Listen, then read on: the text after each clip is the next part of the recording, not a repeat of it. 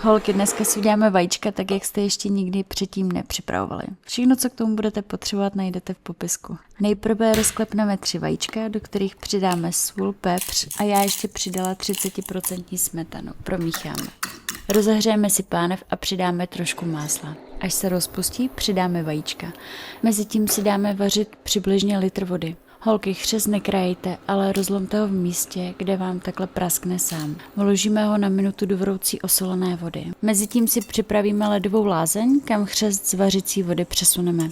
Získá si tím krásnou barvu a nestratí živiny. Holky, vajíčka teď po pánvi takhle skládejte, aby vám nahoře zůstala lehce nedodělaná, ale vespod krásně držela tvar.